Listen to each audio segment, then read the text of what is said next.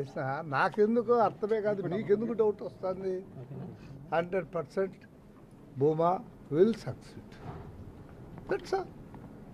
కొన్ని చెప్తా అంటారు, కథలు చెప్తా అంటారు. ఎన్ని కథలు చెప్పినా final result will be the Bhuma. That's all. Telugu Desam.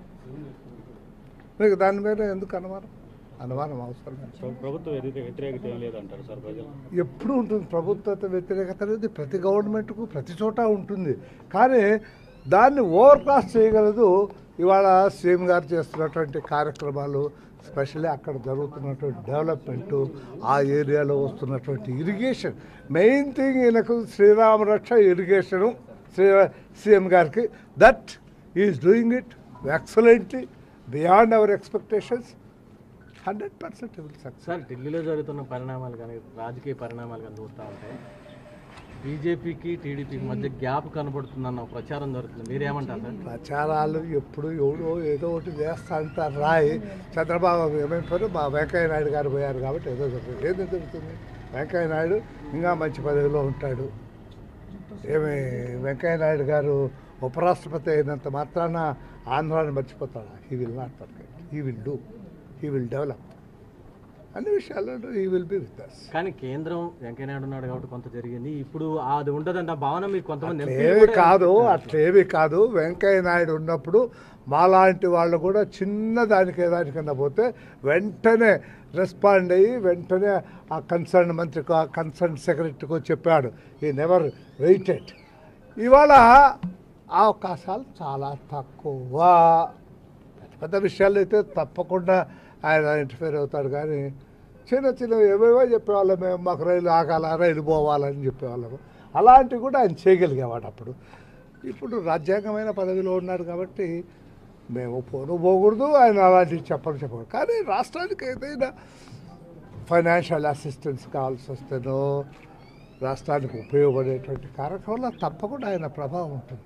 దానికేమి మనము వెరవాల్సిన పని లేదు, భయపడాల్సిన పని లేదు. సార్, ప్రత్యేక ప్యాకేజీలో రాష్ట్రానికి రావాల్సినటువంటి ఇంకా నదా పొద్దుగులు గుంత తవ్వుకోవడమేనా సరిపోయారా?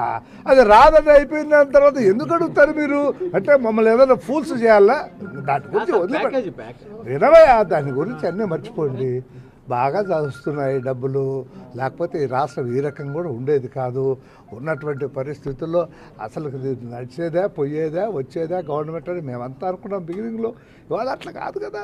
డెవలప్మెంట్ వర్క్స్లో శక్తి వంచనలో కూడా చేస్తున్నారు, డెవలప్ జరుగుతుంది. అన్నిటికంటే ముఖ్యమైనది ఇరిగేషన్ ఎంత జరుగుతుంది, ఏమి జరుగుతుంది, దట్ యు మస్ట్ సీ. ఇవాళ ప్రతి ఊరికి మేము సిమెంట్ రోడ్లు వేస్తా ఉంటాం. ఏదైతే సామాన్యమైన నేను మంత్రిగా ఉన్నాను, నేను చూసా. పంచాయతీరాజ్, డ్రింకింగ్ వాటరు ఏమైనా సరే సాల్వ్ చేయాలనేటువంటి ప్రయత్నంలో ఉన్నారు. Good, appreciate things. ఇవన్నీ ఎప్పుడూ ఉంటుంది. గవర్నమెంట్ అంటే ఒక రాయి వేయాలనే వాళ్ళు ఎప్పుడూ ఎదురుగా ఉంటారు.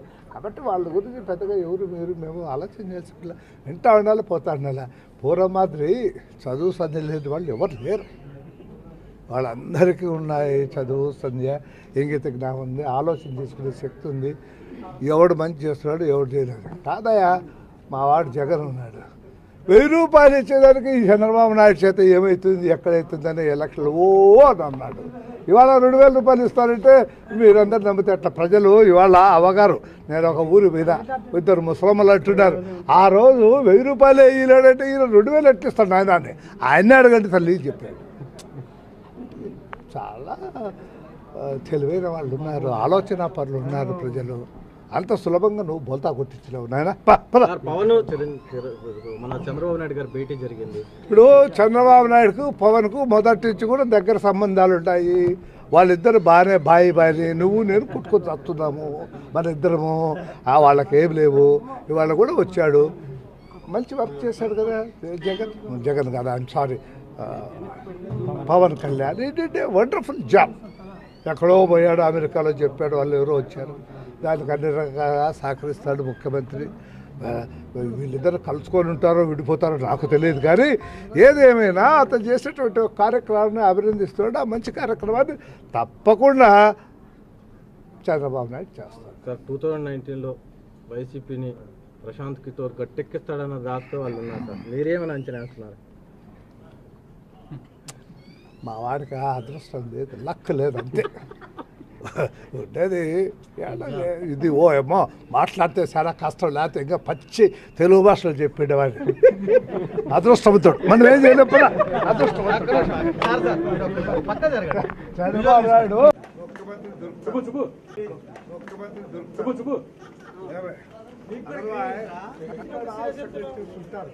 మిగతా రోజుల్లో ఈయన ఎక్కడ పోతాడో క్యాంపు తెలియదు కదా, అందుకనే పోలవరం ఉండే రోజు గ్యారెంటీగా వచ్చాను, దానికోసం వస్తాను. అట్లా